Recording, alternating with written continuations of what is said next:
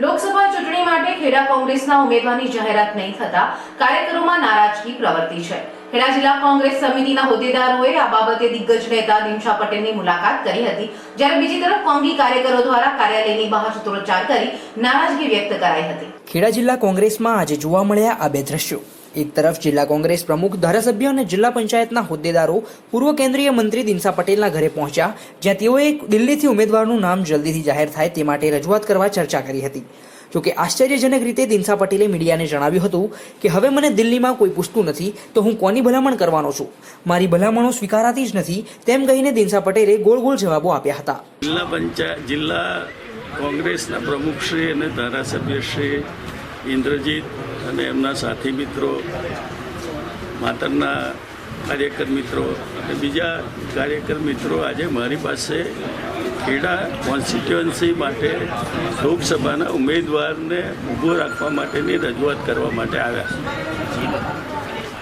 કોઈ બીની લાગણી હોય તો એ લાગણી અને માગણી એ સ્વાભાવિક વસ્તુ છે, પણ નિર્ણય કરવાનો એ દિલ્હીથી નિર્ણય થતો હોય છે અને દિલ્હીથી જે કોઈ નિર્ણય થાય એ પાર્ટીના હિતમાં નિર્ણય કરવામાં આવતો હોય છે। એટલે ત્યાંથી જે કોઈ નિર્ણય થાય એ નિર્ણયને સ્વીકારીને બધા જ કોંગ્રેસના ઉમેદવાર વિજયી થાય એ માટેનો પ્રયત્ન કરે, એ જ મારી વાત છે દરેક। કારણ કે મને પોતાને કહેવામાં આવે છે કે તમે ઉમેદવારી કરો।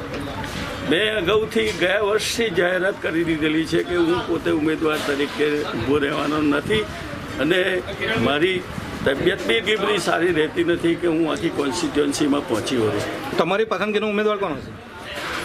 તમારી પસંદગીનો ઉમેદવાર કોણ હશે? મારી પસંદગીનો જે કોઈ ઉમેદવાર આવે મારી પસંદગીનો જ ઉમેદવાર, મારે કોઈ પ્રશ્ન જ નથી। મારી કોઈ રજૂઆત, હું કોઈ પણ જગ્યાએ કોઈ પણ જાતનો હોદ્દેદાર નથી। એની લોકમુખે હતા ચર્ચા થઈ રહી છે જિલ્લાની અંદર કે બિમલ શાહનું નામ તમે વચનથી દઈ રહ્યા છો નથી। દિલ્હીની અંદર હોદ્દેદાર અગર તો જે કોઈએ નક્કી કર્યું હોય એને કોઈએ મારો અભિપ્રાય પણ લીધો નથી, એટલે મારે કોઈ અભિપ્રાય આપવાનો કોઈ પ્રશ્ન જ ઊભો થતો નથી। તો ક્ષત્રિય ઉમેદવારને મળશે ખરી ટિકિટ લાગે તમને? હું કોઈ કશું કહી શકું નહીં કોને ટિકિટ મળશે। જો મારે નિર્ણય કરવાનો હોય તો હું જાહેર ના કરતો હું તમારા ત્યાં આજે રજૂઆત કરવા માટે રજૂઆત કરવા એ આવ્યા છે, વાત સાચી છે, પણ હું કેવી રીતે કહી શકું, પ્રવેશ આપી શકું કે કોણ ઉમેદવાર થશે? એને મારે સ્વીકાર્ય છે, મારે કોઈ પ્રશ્ન છે જ નહીં કશો। જેને એ કરે, મારે નક્કી કરવાનું છે જ નહીં। મારે નક્કી કરવાનું હોય તો મારે પ્રશ્ન ઊભો થાય ને, મારે નક્કી જ નથી કરવાનું, પછી મારે ક્યાં પ્રશ્ન? એ લોકો મને પૂછતા નથી કશું, એટલે પક્ષવાળા તમને કશું પૂછતા જ નહીં? મને કશું કોઈ રીતે પૂછ્યું નથી, આજ સુધી કોઈએ નથી પૂછ્યું ને મેં ગઈકાલે પણ એ લોકોને પૂછ્યું કે પૂછવાનું હતું તો પહેલેથી કેમ ના પૂછ્યું? તમે જિલ્લાના દિગ્ગજ નેતા છો, જો તમારી અવગણના થતી હોય? દિગ્ગજ નેતા છું જ નહીં, હું એક નાનો કાર્યકર છું ને કાર્યકર તરીકે 50 વર્ષ મેં વિતાવી દીધા છે। ધારાસભામાં ગયો હોઉં કે લોકસભામાં ગયો હોઉં કે મ્યુનિસિપાલિટીમાં ગયો હોય, લોકોના પ્રતિનિધિ તરીકે મને લોકોએ પ્રેમથી સદભાવનાથી મોકલ્યો છે, એટલે મારા માટે કોઈ જ્ઞાતિવાદ કે ફલાણો વાત છે જ નહીં। અને આ ઘરે આવનાર કે આ ઉટલા પર આવનારને કોઈ દિવસ મેં પૂછ્યું નથી કે તમે કયા જ્ઞાતિના છો કે શું છે। એના ગુણવત્તાના કામ પ્રમાણે કામ કરવાનો જ પ્રયત્ન કર્યો છે અને હજી પણ કોઈ બી આવશે તો એને ગુણવત્તાના પ્રમાણે જ કામ કરવાનો પ્રયત્ન કરવામાં આવશે, એમાં કોઈ પણ ફેર પડશે નહીં। એટલે કોઈ પણ બીજી વાત કરવી એ વ્યાજબી વાત નથી। પક્ષમાંથી અવગણના થઈ રહી છે, શું લાગે તમે ભાજપમાં જોઈન થશો એવું લાગે? પણ મારે ક્યાં જવાનું છે? કોઈ પક્ષમાં જવાનું નથી મારે। તમે કહો છો મને અવગણના થઈ રહી છે, મને કોઈ પૂછતું નથી। છેલ્લા વર્ષોમાં મારે દાગ નથી પાડવાનો કપડા ઉપર, અત્યાર સુધી દાગ નથી પડ્યો કોઈ જાતનો, કોઈ હજુ સુધી મારી સામે અંગુલી નિર્દેશ નથી કર્યો। એટલે એ જાતની કોઈ વાત કરે તો ગેરવ્યાજબી વાત છે ને, એવું કંઈ કરવાની જરૂરિયાત છે જ નહીં કશી। હું તો એટલી જ અપીલ કરું બધાને કે મતદાન કરવા જજો અને કોંગ્રેસના ઉમેદવારને વિજયી બનાવજો।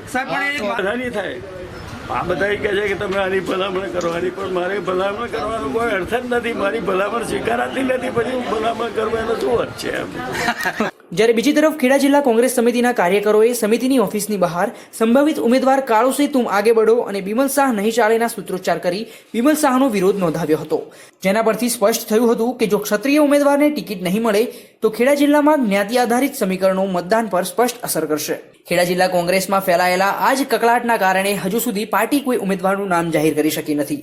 ત્યારે હવે જોવાનું એ રહ્યું કે કોંગ્રેસ ખેડા બેઠક ઉપર ઉમેદવાર ક્યારે જાહેર કરે છે। અહીંયા ખેડા જિલ્લાની બેઠક ઉપર કોંગ્રેસ પાર્ટી તરફથી મારી ઉમેદવારી મેં નોંધાવી છે અને પાર્ટી મારી પસંદગી કરશે. તો બધા કાર્યકરોનો ખૂબ જુસ્સો અને ઉત્સાહ છે, યુવાનોનો પણ એટલો બધો ઉત્સાહ છે, ચારે બાજુથી વાતાવરણ ખૂબ સારું છે અને અમે સમગ્ર લોકસભાના વિસ્તારમાં સાથે 7 વિધાનસભામાં ખૂબ બહુમતીથી આગળ વધીને અમે જીતીશું. પક્ષ કદાચ બિમલ શાહને ટિકિટ આપવા શું કરશો? અમે પક્ષ બિમલ શાહને ટિકિટ આપે પણ સાથે રહીશું. પણ કોઈ સમીકરણો હમણાં જ બિમલભાઈ ભાજપમાંથી કોંગ્રેસમાં બિમલભાઈ વ્યક્તિ તરીકે માણસ સારો છે, પણ ઘણી વખત એમને ભાજપ સાથે રહ્યા. ભાજપ પછી તે પછી શંકરસિંહ વાઘેલાનું કામ કર્યું, પછી તે પછી અમારી સાથે તે અપક્ષમાં ચૂંટણી લડ્યા. એટલે ખૂબ બિમલભાઈ માટે થોડી નારાજગી. બિમલભાઈ વ્યક્તિગત ખોટો માણસ નહીં, પણ એમની નારાજગીના લીધે બિમલભાઈ ટિકિટ આપે તો તમે શું કરશો સાહેબ? અમે તો કોંગ્રેસ પાર્ટી સાથે, અમે તો જન્મજાત અમારી માતૃ સંસ્થા કોંગ્રેસ છે, એટલે અમે તો કોંગ્રેસ સાથે રહીને કામ કરવાના. તો અત્યારે વિરોધ કેમ? અત્યારે વિરોધ કેમ? અમારો કોઈ વિરોધ નહીં, પણ સમય નજીક આવી ગયો. મને જેને બિમલભાઈને મેન્ડેટ મને આપા પણ ઝડપથી આપે તો અમે અમારી કામગીરી ચાલુ કરીએ. અને કાર્યકરોમાં એટલો બધો ઉત્સાહ છે કે ભાઈ કાળુસિંહભાઈના ટિકિટ આપે તો હું એક અહીંયાના ખેડાના લોકસભાના ઉમેદવાર તરીકે ખૂબ સારી બધાની સાથે મળી અને ખૂબ સારા વોટથી જીતી જેવો મને પણ વિશ્વાસ છે.